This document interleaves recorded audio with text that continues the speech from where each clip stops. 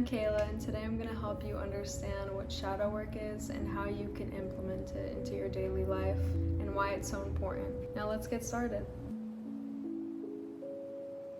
So what exactly is shadow work? Shadow work is a technique to help you understand more about yourself. It helps you release certain emotions that are stagnant within your body, and it helps you to feel like you have weight lifted off your shoulders because now you can finally walk in peace. Shadow work leads to self-acceptance, self-compassion, and self-awareness. First, you find the questions that resonate with you the most, and then you answer them to find the real meaning of why you're feeling this way.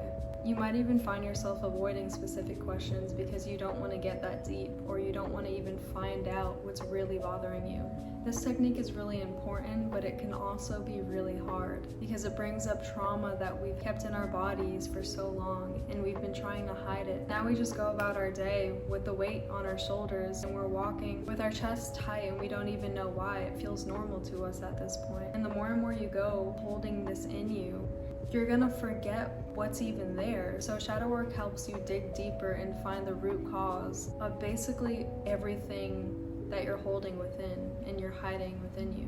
But the good thing is the more you write down and the more you release, the more at peace you'll feel with yourself and the more accepted you'll feel in the world. You'll feel more relaxed and more at peace with yourself, and you'll know more about yourself than you ever did before. You'll know the real you and why you are the way you are. The very first thing you have to do is find specific shadow work questions that resonate best with you. For example, you can look up on any social media, shadow work questions for blank. That could be trauma release, that can be self-acceptance, that could be self-healing, self-love. And then you pick a few questions to write in your journal or your notes app or anything you can find to write in. You're gonna answer it, but instead of ending there, you're gonna keep going further and further back and deeper into your past until you find out the root cause of the question and the answer. After answering the question, you put a why after each answer you come up with. And then that'll lead you down the whole rabbit hole to find the root cause of what's actually going on. For example, let's say you're an extreme people pleaser and it's unhealthy.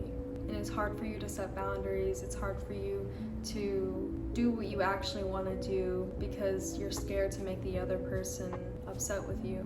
You might realize that once you answer a specific question, you'll go deeper and deeper, and you'll realize that the real root cause can be a certain point in childhood where something happened that made you feel like the only way someone can like you or love you is if you please them and do everything they say. And if you don't, you felt that they didn't love you or they didn't like you. So as you grew up, you kept this skill with you as a survival trait, but now you no longer need it. That helped you when you were younger, but it doesn't serve you now. It's unhealthy now. I have 7 questions that help you dig deep and find out who you truly are or why you are the way you are. With the first one being, what fears arise when I consider fully embracing my uniqueness and individuality? This question is for self-acceptance, and the deeper you go, the more you'll find out, as long as you're completely honest with yourself. Number 2 is, what are you afraid of? Why do you think you have this fear? And where does it come from? This is a 3-part question. It helps you easily go down that rabbit hole and find what's really bothering you, why it's really bothering you. In certain ways it shows up today in this reality.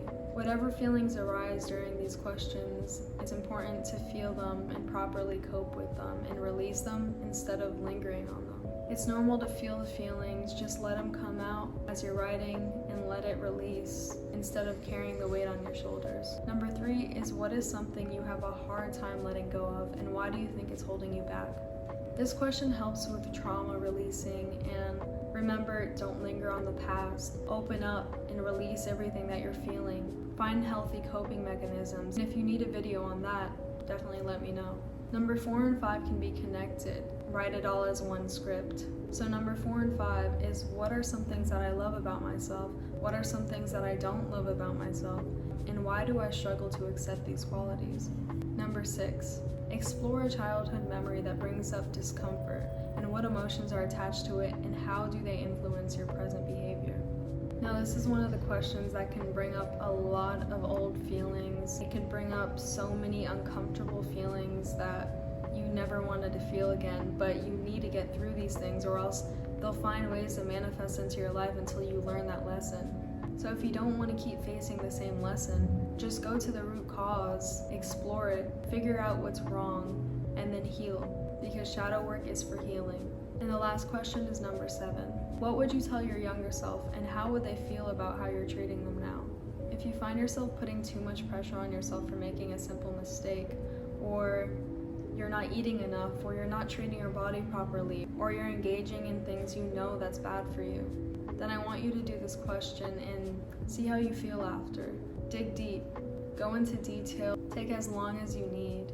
Find out what you really would say to your younger self and how she really would feel if you were treating them this specific way. And if it's hard to think of it like that, maybe you can think about it like you have your own child. If you were treating your child the way you're treating yourself now, how do you think your child would feel? Would they feel uplifted? Would they feel depressed? That question I really like, because it helps a lot with finding yourself and who you really are. Anyways, that's it for today's video, and I hope you understand what shadow work is now. I hope you enjoyed all the questions I gave.